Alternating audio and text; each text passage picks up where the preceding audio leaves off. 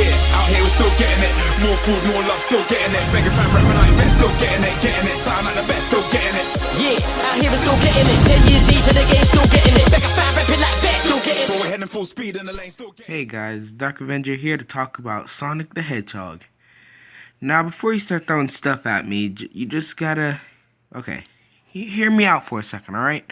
Because he's a lot better than everyone thinks he is. First of all, Sonic the Hedgehog is maybe my favorite video game character to ever exist. Now, there aren't many people in the world who believe this theory, or pretty much anyone at this point, but I just want to say he's not as bad as everyone thinks.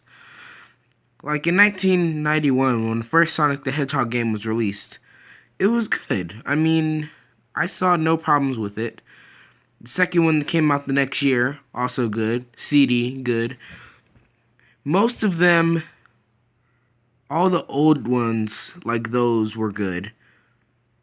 But like, maybe, for instance, after maybe Adventure, when they started trying to do 3D, I think that's where a turn dropped for Sonic, just in general. I mean, I don't see what was so bad, because if you didn't like the games, there were still comics. There are 4 TV shows that weren't that good. But, what probably was worse was probably that disgrace of Sonic 06. And I'm going to say this once, I honestly think that is what ruined Sonic the Hedgehog. Now, if Sega just listened to the fans about their games, I'm sure they'd be a lot better. Now, this has been a quick review. This has been the Dark Avenger, guys.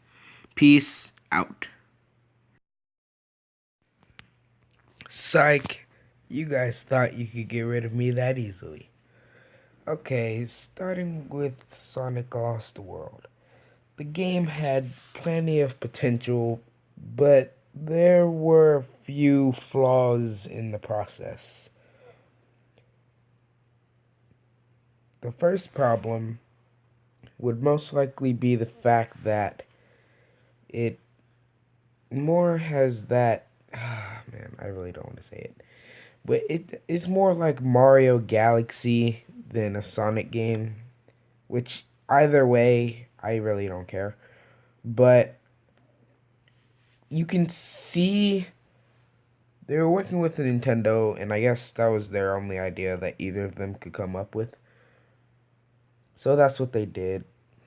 I could understand like the physics and all of that, but other than that, it was a really good game. Like for Super Sonic, he was better controlled. The controls were decent, I guess. They brought back the figure 8 running style from Sonic CD because it looked boss then.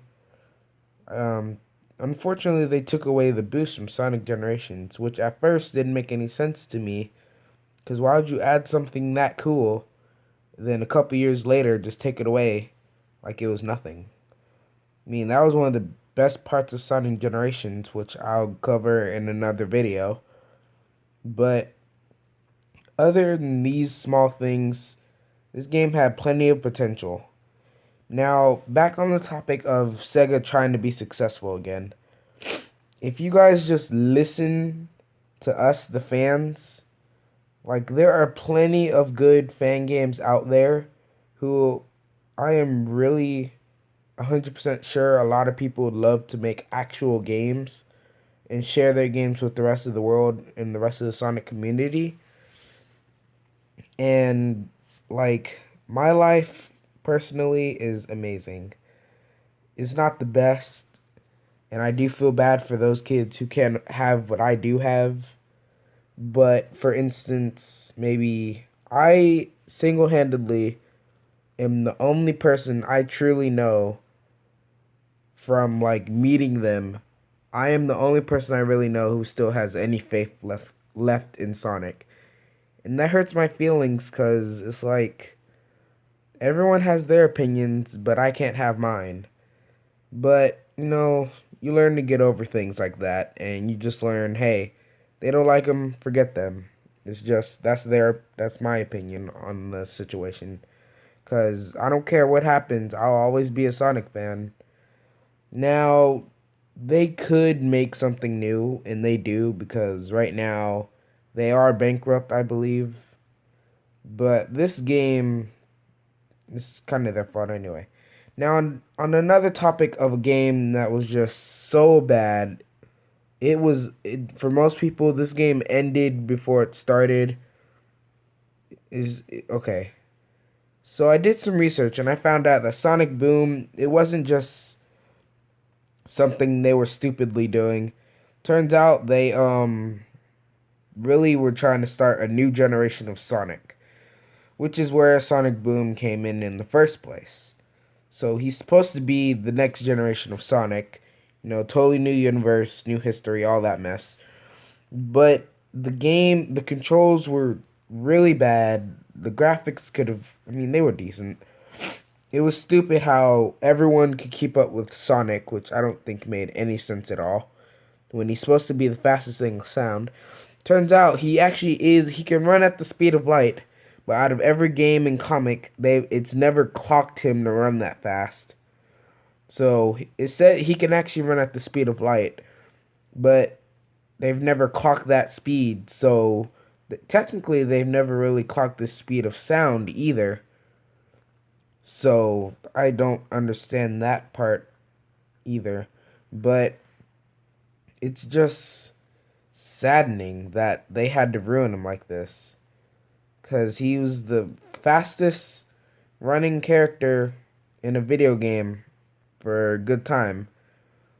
And I want to say he still is, but when the last Sonic game to come out was Sonic Runners.